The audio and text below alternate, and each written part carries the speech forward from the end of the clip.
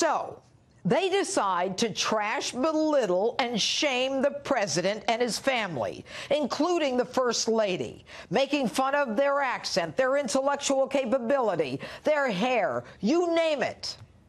And they decide to ignore a congressional subpoena for Department of Justice documents on the FISA abuse scandal and the Hillary Clinton investigation. So who are they? And who do we blame for the repeated trashing of the First Lady? Why is it open season on the First Family? Who do we blame for the refusal to honor congressional subpoenas? There's only one group to blame, and that group is the Republican Party. How did we get so lost? How is it that these people are so comfortable, so at ease, hanging in effigy the bloody head of our president, laughing about killing him in an elevator, laughing about blowing up the White House, threatening to beat up the president?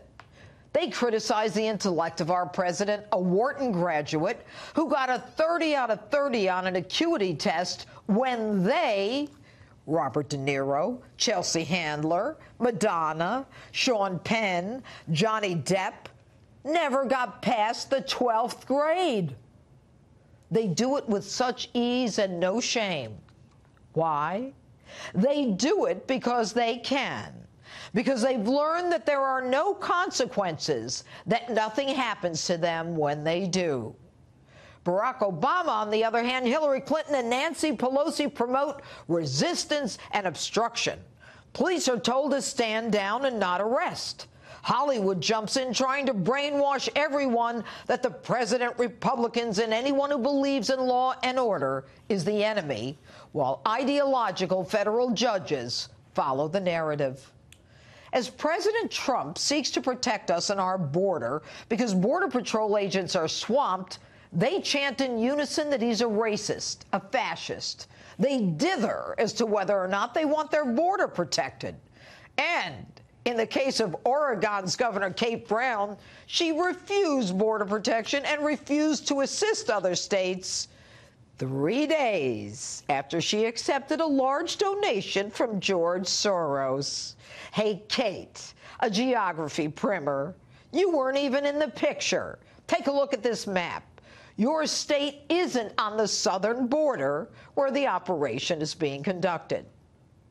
The Democrats are comfortable doing what they do because they've learned to wield power, like the FBI and the Department of Justice when they decided that one of their own would not be prosecuted, like when they prioritize illegal criminals over American citizens, proudly declaring themselves to be sanctuary. They have learned what to do when they're in power, covering for their own, like allowing a corrupt charitable foundation, which in reality is a pay-for-play international racketeering syndicate. They've instituted a deep state shadow government to continue their agenda even when they're gone from power. And unlike Republicans, they've learned to circle their wagons. They're in lockstep with each other on the Russia collusion narrative when we all know the only collusion was the cash flow of hundreds of millions that went into Bill and Hillary's corrupt foundation for our uranium. And even though Democrats lost the House, the Senate, and the Oval, they're still running the country with the help of establishment Republicans. And as a result, the Trumps are fair game. The president colluded with the Russians and must be impeached. Melania's an idiot. Ivanka's successful clothing line must be removed from the shelves. And Eric, whose charity gave more than 98% to help childhood cancer victims, his charity must be shut down. And Donnie takes an innocent meeting, and they say he's committed treason. Their hate is vicious, and it's real. And as they march proudly in their pink hats, oblivious to the irony of their deafening silence when their Democrat president was getting sexual favors from an intern in the Oval Office while he was president. It's time for the Republicans to start wielding power.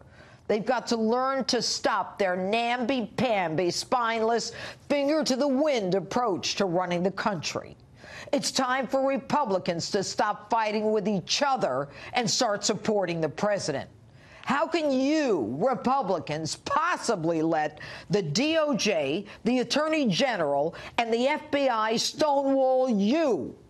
Put on your big boy pants and use the Department of Justice and the FBI to investigate and prosecute those who violated our laws. And while you're at it, stop apologizing for our Second Amendment, because this ain't gonna end well unless and until Republicans get the guts to wield the power to run our government the way it's supposed to be run. And that's my open. Tell me what you think on my Facebook, Twitter, and Instagram page, #Judge Jeanine.